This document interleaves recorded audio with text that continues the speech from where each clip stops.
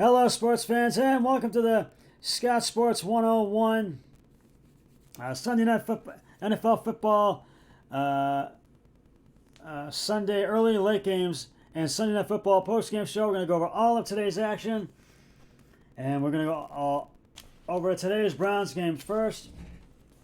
The Browns played hard, but turnovers and other mistakes costed the Browns the game as the Buffalo Bills beat the Browns 31-23 today at Ford Field in Detroit, Michigan. The Browns jumped out to a 10-3 lead, only to then watch as the Bills rolled off 25 consecutive points to pull away for an easy 31-23 victory that looks closer than it was, thanks to a pair of garbage time touchdowns from the Browns late in the fourth quarter. This loss means the Browns managed to go 0-4 against the AFC this season and dropped their overall record to 3-7 after their sixth loss in the past 7 games.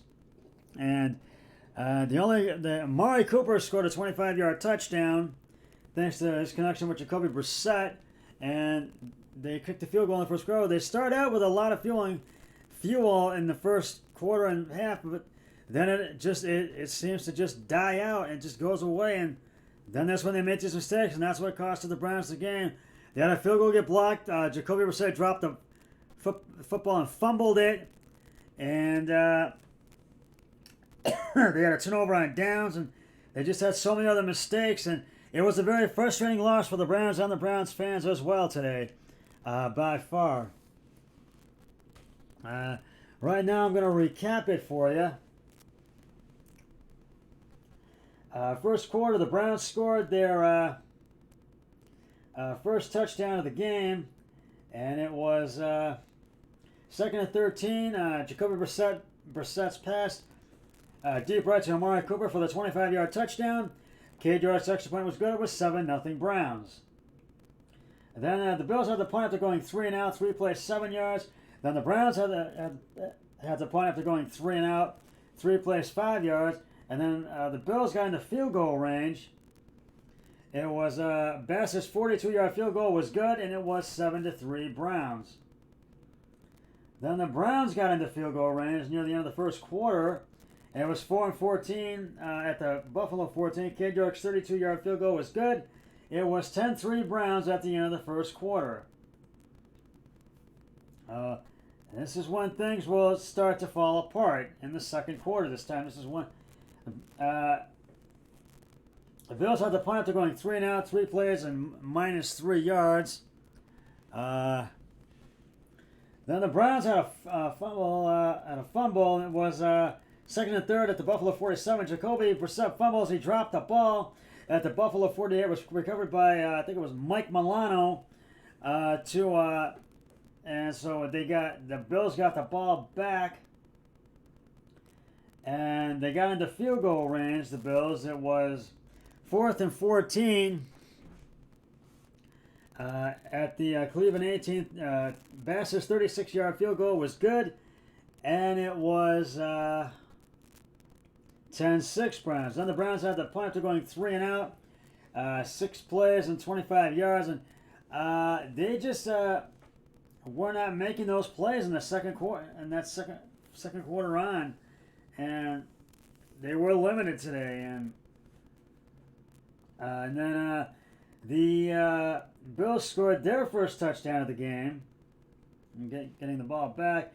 Josh Allen pass short left to Stephon Diggs for the 5-yard touchdown. Bass's extra point is good, and it was 13-10 Browns. And it was Jacoby Brissett nailed at the end of the first half for -1 yards. The Cleveland 24 was 13-10 at halftime.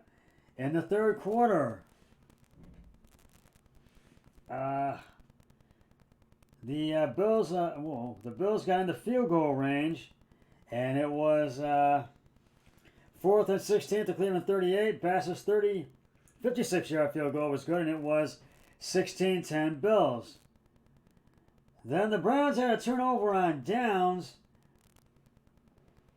and it was Nick Chubb up the middle to the Buffalo 27 for a 9-yard. It was a 9-yard gain. Then Jacoby Brissett up the middle to the Buffalo 27 for no gain. And then again, 4th and 1 after a 3-and-1. It was 4th and 1 to Buffalo 27.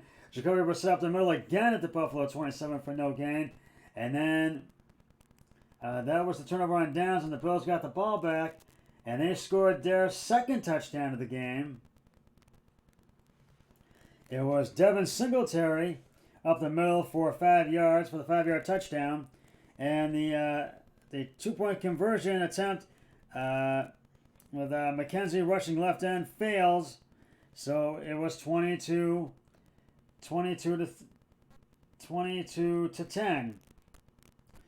Bills lead. Then the Browns got in the field goal range, and it was 4th and 10 at the Buffalo 16. Cade York's 34-yard field goal was blocked, and Jones and center Chris Huget, and then the Bills got the ball back, and they got in the field goal range again. It was 4th and 7 with the Cleveland 31. Bass's 49-yard field goal was good, and it was 25 to 10 Bills at the end of the third quarter.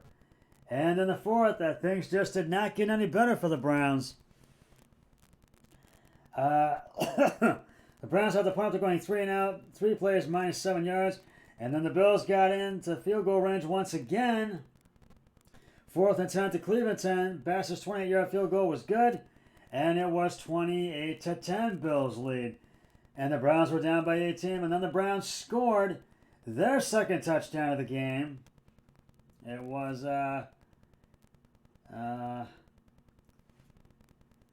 Jacoby Brissett pass left to Amari Cooper for the 7-yard touchdown. Amari Cooper had 2 touchdowns today, and it was 2-point conversion attempt. Jacoby Brissett pass to Amari Cooper is incomplete. Attempt fails, penalty on Cleveland Amari Cooper. Illegal touch pass for no yards and enforced between downs. So then it was 28 to 16. Then the Bills get in the field goal range again. And it was Bass 39-yard field goal. Was good, and it was 31 to 16. And this is the other garbage time touchdown late in the fourth that the Browns scored, which was their 3rd touchdown of the game. Jacoby Brissett pass to short right to Donovan Peoples-Jones for the 2-yard touchdown. Cade York's extra point is good. It was 31-23. And all Josh Allen had to do was kneel, and nonetheless, the Bills get the win, and the Browns drop another one by the final score of 31 to 23. And it was just not a good day for the Browns. I lost on that one, and my brother-in-law took the Bills, and he won on that one. And I got to give the game balls to the Bills on this one. Josh Allen, 18 of 27, 197 yards, 1 touchdown. Stephon Diggs, 4 receptions, 1 touchdown, 48 yards. And Devin Singletary, that's 18 attempts, 86 yards, 1 touchdown. So the Browns they need to beat Brady and the Bucs next week. And now we're going to go over all the other games. The Philadelphia Eagles came from behind and beat the Indianapolis Colts 17 to 16 today at Lucas Oil Stadium to go to Indianapolis to go to 9-1. And the Eagles had to really work for this victory today. The Atlanta Falcons beat the Chicago Bears 27-24 at Mercedes-Benz Stadium in Atlanta. And the Falcons finally snapped their losing skid. The New York Jets in the final seconds of the fourth quarter, beat the New York Jets 10-3. The Patriots beat them at Gillette Stadium in Foxborough. The Washington Commanders just manhandled the Houston Texans 23-10. The New Orleans Saints get a big one over the LA Rams 27-10 at Mercedes-Benz Stadium in Superdome in New Orleans. And I took Atlanta and I won on that one, and I took New Orleans and won, and New England and Washington as well.